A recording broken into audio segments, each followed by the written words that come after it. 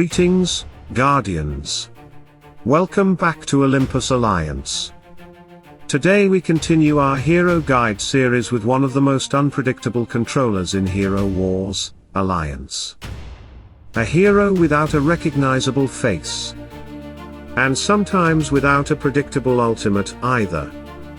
Today, Guardians, we're talking about Faceless. And Faceless is fascinating because his greatest strength can also become his greatest risk. His ultimate doesn't care whether the last skill came from an ally or an enemy. Faceless looks at the last ultimate executed on the battlefield that can actually be copied. And copies it. That means every battle can create a completely different Faceless. One moment he can become an offensive weapon.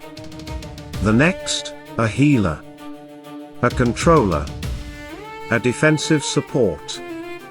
A buffer? Or something completely different.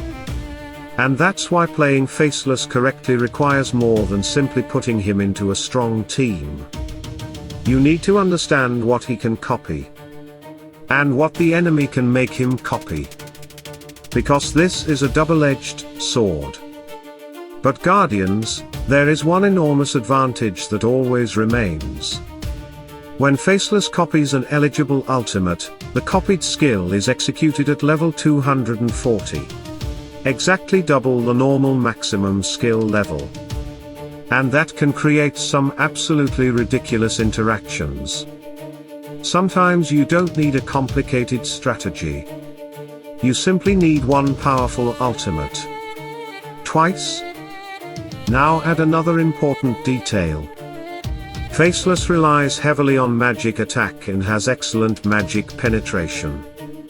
So naturally, some of the most dangerous ultimates for him to copy are magical attacks and control abilities.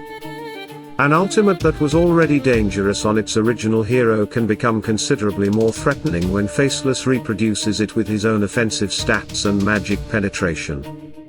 But again, this is not something you can evaluate by looking only at your own 5 heroes. Look at the enemy. What ultimates can they activate? Which ones can Faceless copy? Could an enemy activation interfere with the combination you're trying to create? With Faceless, timing can be everything. And thankfully, copying ultimates is far from the only thing this mysterious controller brings to battle. His own control can be incredibly annoying. Faceless telekinetically lifts the nearest enemy and throws them into the center of the opposing formation, dealing damage and stunning them. And Guardians, think about everything one action can accomplish. You're removing the nearest enemy from their position. You're breaking the front line. You're potentially exposing the heroes standing behind them. You're grouping enemies closer together. And you're stunning the target. That creates a beautiful opening for area of effect damage. Instead of attacking a properly organized enemy formation, suddenly several enemies can be grouped into a much more vulnerable position. They lose momentum. They lose timing. And your team gains an opportunity to attack the disruption Faceless just created. Then he adds another layer. Faceless launches a ricocheting magical missile that can hit 3 enemies, dealing magic damage and reducing their physical attack for 4 seconds. Against physical compositions, that reduction can become extremely useful. You're not simply damaging them.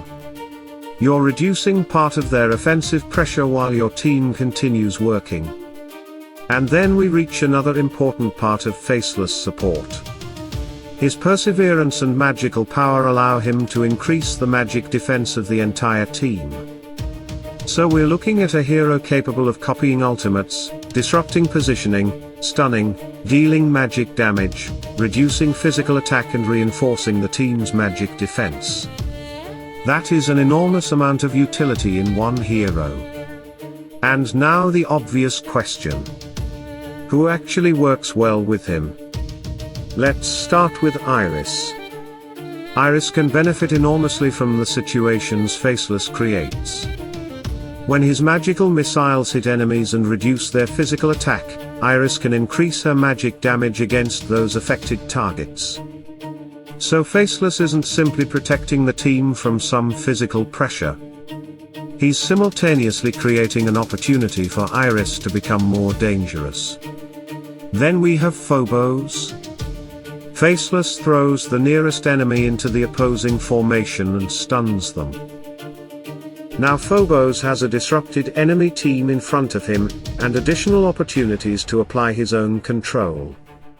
This is where Faceless becomes particularly annoying. One controller creates the opening, and another controller makes sure the enemy struggles to recover from it. Tempus follows a similar philosophy. Faceless can rearrange the battlefield, group enemies and temporarily stop a target through stun. Tempus can then take advantage of that disruption and continue applying pressure and control. And then we have Electra. Faceless increases the team's magic defense, giving Electra additional health through their interaction. Meanwhile, Electra can increase Faceless' magic attack. So both heroes are feeding something useful into the other. Faceless helps Electra become more durable. Electra helps Faceless become more dangerous. But Guardians, when we start talking about copied ultimates, things become even more interesting. Jorgen is a fantastic example. Polaris is another.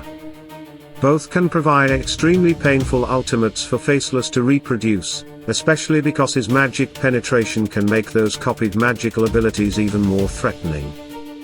Imagine building your battle around one devastating ultimate. And then Faceless says, "I'll have one of those too." And the list doesn't stop there. There are many powerful ultimates that can become extremely interesting when copied by Faceless.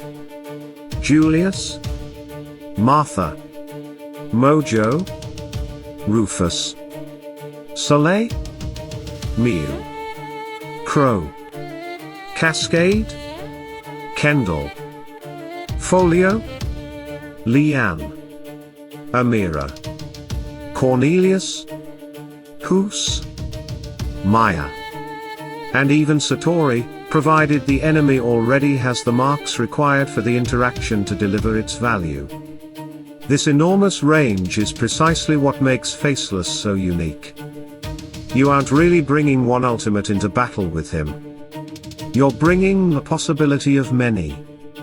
But that flexibility comes with responsibility. If you want a specific copied ultimate, pay attention to timing. Pay attention to your allies.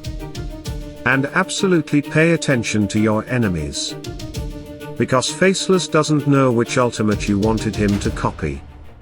He only knows which eligible ultimate was used last. And sometimes that creates exactly the combination you wanted. Sometimes it creates something completely unexpected. But when the timing works, when Faceless copies the right ability, when his magic penetration amplifies the right magical attack, and when his own control has already broken the enemy formation, this mysterious controller can completely change the direction of a battle. That is Faceless. Unpredictable. Flexible. Annoying to fight. And potentially devastating when the right ultimate falls into his hands. Now we want to hear from you, Guardians. What is your favorite ultimate to copy with Faceless? And which Faceless combination has given you the best results? Share your teams and your craziest copied ultimate moments in the comments below. If this guide helped you understand Faceless better, support Olympus Alliance with a like and subscribe for more Hero Wars, Alliance guides, testing and analysis. Until the next battlefield, Guardians. Choose your timing carefully. Because with Faceless, sometimes one ultimate simply isn't enough. Salute and friendship.